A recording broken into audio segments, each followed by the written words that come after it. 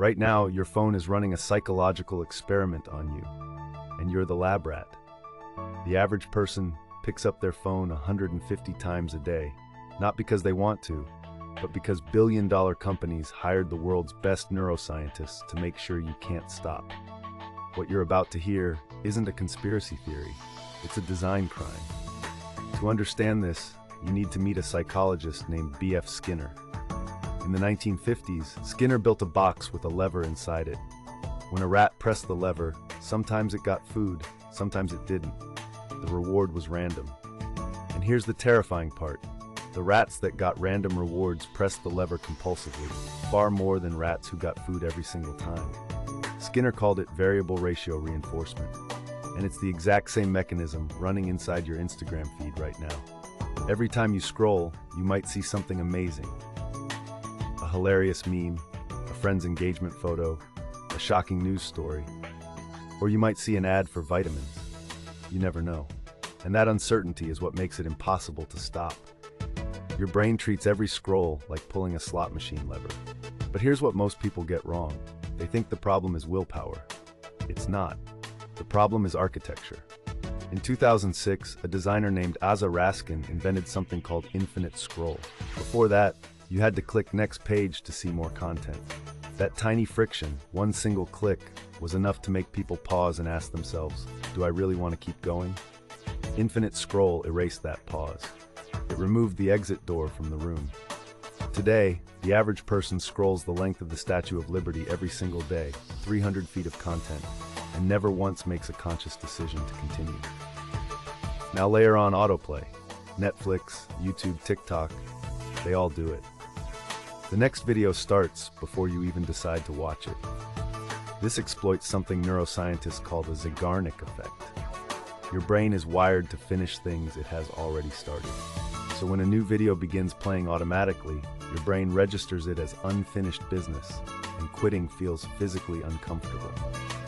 So what's actually happening in your brain during all this? Every unpredictable reward triggers a small burst of dopamine in your nucleus accumbens, the same region that lights up in gambling addicts. But here's the critical detail that changes everything.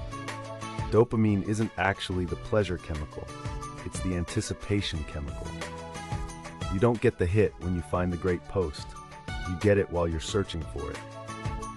That's why you can scroll for 45 minutes, find nothing meaningful, and still keep going. Your brain is chasing a feeling that, by design, never fully arrives. Think about that. You're not even enjoying it, and you still can't stop. That's not a you problem. That's an engineering problem. Now the good news. Neuroscience doesn't just explain the trap, it gives you the exit. Escape strategy number 1. Create friction.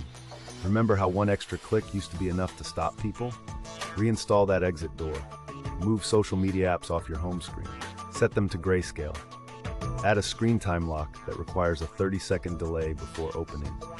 Research from Duke University found that even 5 seconds of friction reduces compulsive app openings by 57%. Escape strategy number 2. Replace the slot machine. Your brain doesn't crave Instagram. It craves novelty and unpredictable reward. So feed it something better. Pick up a book of short stories, try a new walking route each day, learn to cook a dish from a random country. When you give your dopamine system variety through real-world experiences, the pull of the screen measurably weakens. Neuroscientist Andrew Huberman calls this deliberate dopamine diversification, and brain imaging studies show it actually restores baseline dopamine sensitivity within 2 weeks. Escape strategy number 3. Schedule your scrolling. This sounds simple, but it leverages a powerful principle called implementation intention. Instead of telling yourself, I'll use my phone less, which fails 92% of the time, you set a specific window. I scroll from 12:15 to 12:30 at lunch. A 2019 study in the British Journal of Health Psychology found that people who used implementation intentions were 3 times more likely to follow through than people who relied on motivation alone. You're not eliminating the behavior, you're putting yourself back in charge of it. The tech industry spent billions learning how your brain works. Maybe it's time you did too. If this reframed how you think about your screen time, The next video goes even deeper into how your environment secretly controls your decisions.